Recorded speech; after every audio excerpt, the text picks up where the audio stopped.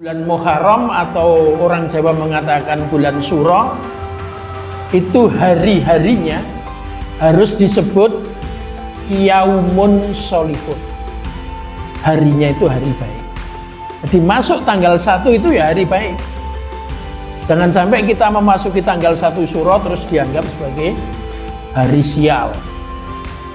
Tidak boleh. Harinya adalah hari baik.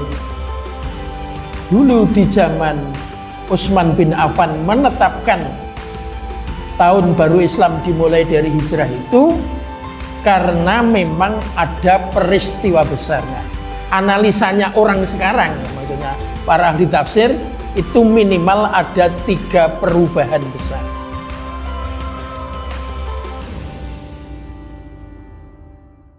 Assalamualaikum warahmatullahi wabarakatuh.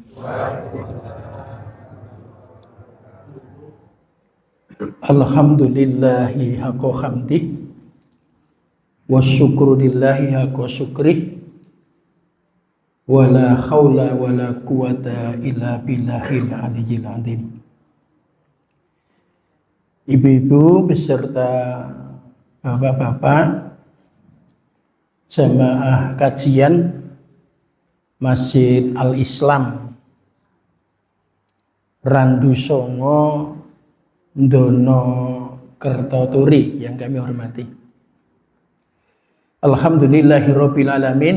Kajian malam hari ini adalah kajian malam Sabtu terakhir di tahun 1447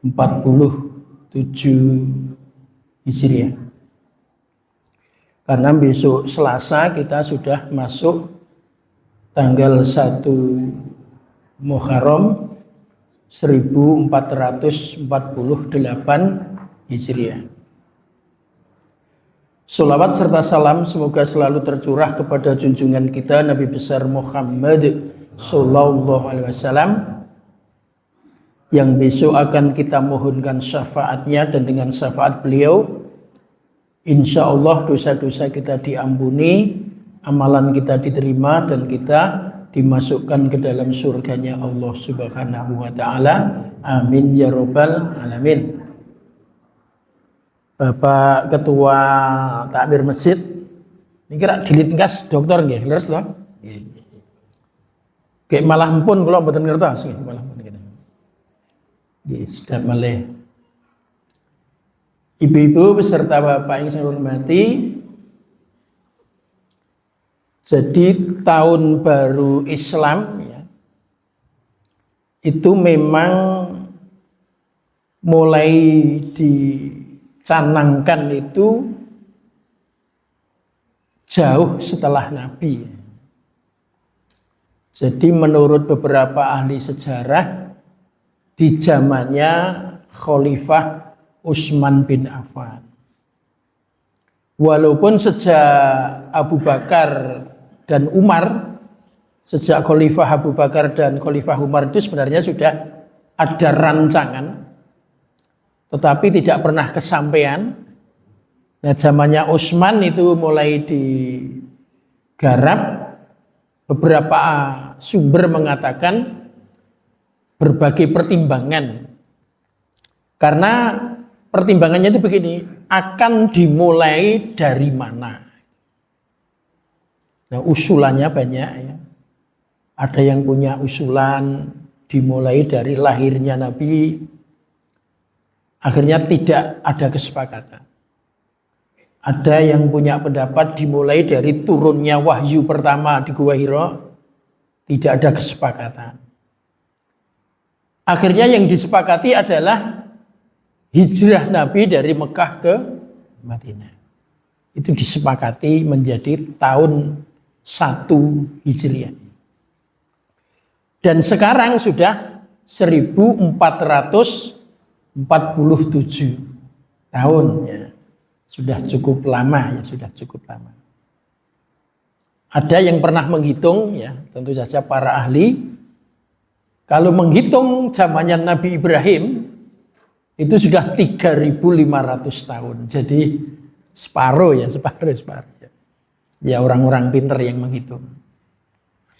Ibu-ibu beserta bapak yang kami hormati, jadi tahun baru Islam ini yang paling penting bagi kita adalah pertama, jangan menganggap bahwa bulan Muharram itu bulan yang tidak baik. Itu yang penting. Bulan Muharram atau orang Jawa mengatakan bulan Suro, itu hari-harinya harus disebut Yaumun Solihun. Harinya itu hari baik. Jadi masuk tanggal 1 itu ya hari baik. Jangan sampai kita memasuki tanggal 1 Suro terus dianggap sebagai hari sial. Tidak boleh.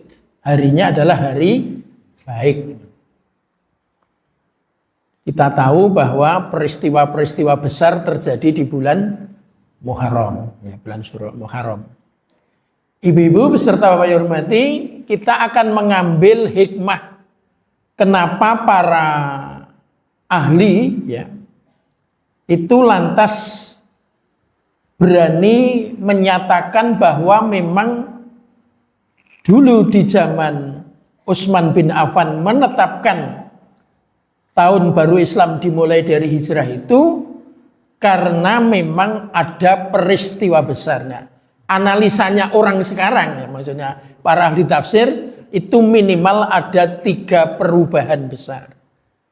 Kenapa ini kami sampaikan dengan harapan bapak-bapak ibu-ibu Randu Songo besok kalau ingin mengenang itu kenangannya itu kenangan yang sesuai yang dianalisa oleh para ahli tafsir. Yang pertama, perubahan Mekah Madinah adalah perubahan dari perilaku. Di Mekah masih banyak berhala yang disembah, tapi begitu di Madinah itu membangun masyarakat yang penuh dengan ketauhidan. Jadi tauhidnya. Sekarang muncul tafsir namanya tauhid kasih sayang. Tauhid kasih sayang. Jadi nek belajar tauhid bagaimana kita bisa implementasinya itu kasih sayang. Ini mboten kejem itu loh Pak. Saya akan ambil contoh takbiratul ihram sama salam pada saat melaksanakan ibadah sholat. Dulu Profesor Yunahar Ilyas itu pernah menulis begini.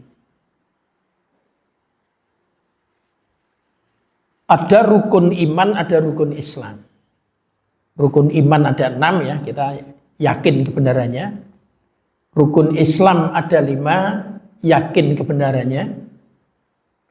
Nah, di rukun Islam itu kan ada syahadat, sholat, puasa, zakat, haji. Ini kan seluruhnya ada fikihnya namanya, ada fikihnya. Terus karena fikih itu banyak sekali dan harus diyakini, maka fikih itu yang banyak sekali itu akhirnya disebut akbar. Nah, karena terkait dengan keyakinan maka disebut dengan tauhid. Nah, sehingga ilmu tauhid itu, keyakinan itu juga sering disebut dengan fikih akbar. Karena apa? Yang harus diyakini itu banyak sekali. Jadi pelaksanaan sholat ini harus diyakini, pelaksanaan puasa harus diyakini, pelaksanaan haji harus diyakini, syahadat sholat harus diyakini. Nah, keyakinan semua ini karena dibahas di fikih maka sering disebut dengan fikih akbar. Jadi tauhid itu sering disebut dengan fikih akbar. Itu yang menyatakan dulu pertama Prof. Yunahar. Setelah sepeninggal Prof. Yunahar, ada juga ahli tafsir menulis buku. Namanya Bapak Profesor Dr. Hamim Ilyas, MAG, yang meninggalnya belum ada 1 bulan. Itu menulis sebuah buku judulnya Fikih Akbar. Fikih Akbar. Nah, di dalam fikih akbar itu ada pembahasan namanya tauhid kasih sayang. Nah, saya akan memberikan contoh tauhid kasih sayang. Nek sing beleh sapi mesti wis kasih sayang kabeh wong ya wis swidak telu 63 sohibul kurban. Yang penting itu kalau kurban itu memang sohibul kurban itu nek bar kurban ngenten iki niku didongake. Muga-muga tahun benjang kurban melih niku mawon sing penting. Sing penting niku duitnya ampun ditelas-telaske sebagian tinggi napa kurban niku. Sebabnya arepa panitiane ngleling terus tim penyembelih ler aning nek sing kurban ra ono. Aning nek Randu Songo kan wis ndek modal swidak telu ya wis pun pancen perlu dibikin panitia yang hebat ya, alhamdulillah. Jadi gen kula piyambak laporan kurban iki ya ada di WA ngono kuwi Pak, ada di WA. Iki ngriki ngantos damel napa? Tulisan ya, luar biasa. Ini sebagai bukti nek Randu Songo niku manajemennya niku napa? Nah, manajemennya jalan. Di planning, organizing, actuating, controlling. Karena biasanya wong ki mulai ra siap nek dievaluasi. Ya. Wile menteleng tenanan kae, Pak. Ning nek Randu Songo panitiane siap. Jadi laporan keuangan siap sampai 30 itu Mas. 33 halaman ya luar biasa itu. Golek sing gelem ngetik niku sakniki ya apa? Boten gampil itu. Memang harus diketik karena itu untuk apa? Untuk tinggalan besok, untuk memberikan pembelajaran juga kepada generasi berikutnya, Iya. Saya masih ingat dulu, mohon maaf tak enggok sithik. Dulu kalau ada lomba masjid, Pak. Itu dulu yang dinilai kan ada 3. Idaroh, imaroh, riayah. Sing dibiji. Idaroh itu kaitannya dengan catatan.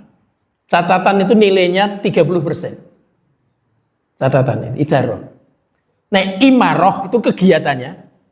Itu nilainya 60%. Nah, riayah itu pengembangan kebersihan, keamanan itu 10%. Maka lomba masjid yang menang itu adalah kegiatan yang tercatat. Kalau kegiatan tidak tercatat itu bijine kelong 30%. Nilai maksimalnya hanya 70. Kalau tidak ada catatan. Maka untuk mencapai 100% harus ada catatan. Berarti nek ono lomba kurban ini juarane Randu Songo. Iya, karena ada apa? Catatan, dan catatan itu nilainya 30%. Kalau dulu ketika lomba masjid, saya pernah menjadi salah satu juri lomba masjid. Nah, setelah itu masjid itu lantas perkembangannya harus berfungsi sebagai, saya sebut secara cepat, ya, sudah pernah saya sampaikan di sini. Dalam perkembangannya masjid itu harus berfungsi sebagai pertama Baitullah, rumah Allah. Yang kedua Baitul Mal, ya, dana tetap bergulir. Yang ketiga Baitul Dakwah, kegiatan pengajiannya jalan. Lantas ada lagi Baitul Tarbiyah, generasi mudanya ikut apa?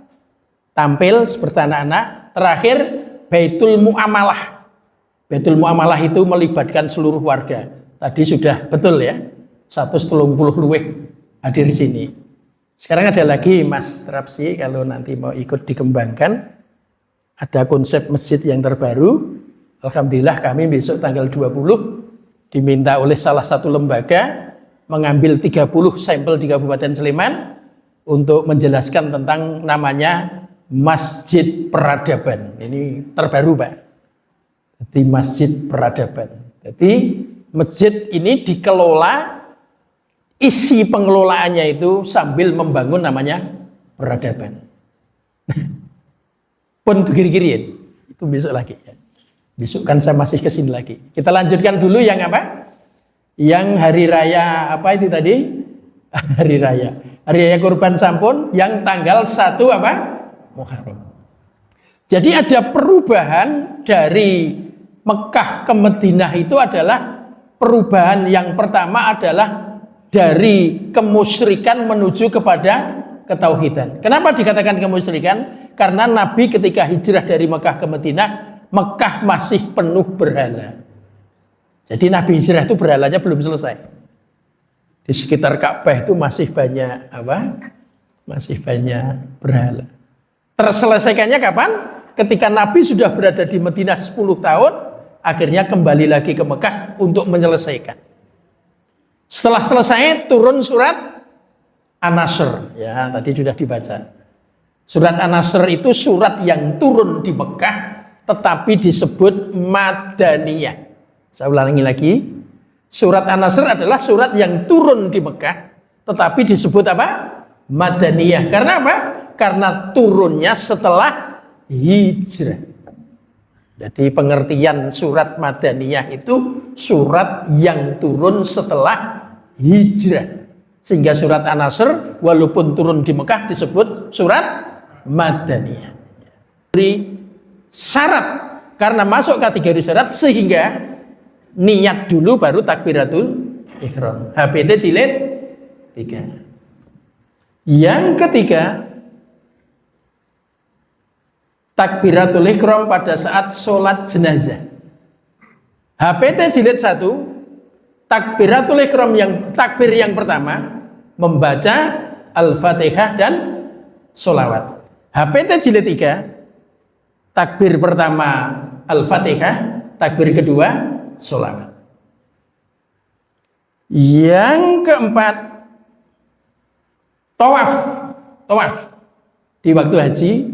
Bagi yang ketika tawaf batal tapi kesulitan untuk mencari apa? Air, maka diperbolehkan untuk melanjutkan apa? Tawafnya karena kesulitan. Yang kelima, imam ketika melaksanakan sholat diyakini oleh persyarikatan bahwa surah Al-Fatihah memang diawali dari Bismillahirrahmanirrahim. Sekali lagi, suratul Fatihah diawali dari Bismillahirrahmanirrahim. HPT jilid 3 menyebutkan Bismillahirrahmanirrahim boleh dibaca sir, boleh dibaca jahar. Maka sebagai imam boleh saja Bismillahirrahmanirrahim, Alhamdulillahi Rabbil Alamin. Boleh bertakbir, iftitah, Bismillahirrahmanirrahim, Alhamdulillahi Rabbil Alamin. Boleh dua-duanya. Pun nggih niku sithik sakniki kula tambahi tauhid sing salam mau. Salam butuh nggih. Assalamualaikum warahmatullahi wabarakatuh. Assalamualaikum warahmatullahi wabarakatuh. Salam itu artinya kedamaian, damai. Warahmatullah, rahmah itu ialah disebut dengan kasih sayang. Jadi rahmah itu kasih sayang, dan kasih sayangnya Allah dunia akhirat. Orang yang diciptakan dan dipilih oleh Allah siapa? Nabi kita, Nabi besar Muhammad sallallahu alaihi wasallam, dikatakan oleh Allah, "Wa ma arsalnaka illa rahmatan lil alamin." Nabi Muhammad itu diciptakan juga menjadi rahmat seluruh alam. Maksudnya seluruh alam apa? Dunia dan akhirat. Sehingga satu-satunya nabi yang besok masih diperkenankan oleh Allah untuk mendoakan kepada umatnya di hari kiamat adalah siapa? Nabi Muhammad sallallahu alaihi wasallam. Dalam wujud apa? Syafaat. Mulai dhewe nek dadi khotib pasti sholawat dan salam. Jadi kita memberikan nanti sholawat itu. Karena nanti Nabi akan memberikan apa? Syafaat. Nah, wa barakatuh, berkah, wa barakatuh. Ana lho sing saking fasahe njut Assalamualaikum warahmatullahi wabarakatuh. Tidak boleh ya. Jadi ini kaf ya, bukan ka ya. Katuh ya. Ora khatuh ya. Ayo kefasen malah dadi khatuh. Berkah. Niku berkah itu ada 3 hal. Sesuatu itu dikatakan berkah kalau di dalamnya mengandung 3 hal. Apa 3 hal itu? 1 namanya ziyadatul khair, tambah kebaikan. Yang kedua, sa'adah. Apa maksudnya sa'adah? Kebahagiaan. Yang ketiga namanya manfaat, tambah manfaat. Sehingga kalau orang salam itu mengandung 5 hal. Damai, kasih sayang, tambah kebaikan, bahagia, tambah manfaat. Itulah yang ditulis oleh Pak Profesor. Orang habis sholat itu hendaknya pulang dari sholat, membikin dirinya, keluarganya, masyarakatnya, bangsa dan negaranya apa? Damai, kasih sayang, tambah kebaikan, bahagia, tambah manfaat. Jadi orang metu saka masjid malah mentelengi sama. Niku oleh salam pun gesek banget. Tinggal 3 menit. Kalau tertib kok. Wis disemprit nek boleh saka jam 09.00. Mbak bilih mekaten ingkang saged kula aturaken wonten galap gangsunipun atur nyuwun pangapunten. Assalamualaikum warahmatullahi wabarakatuh.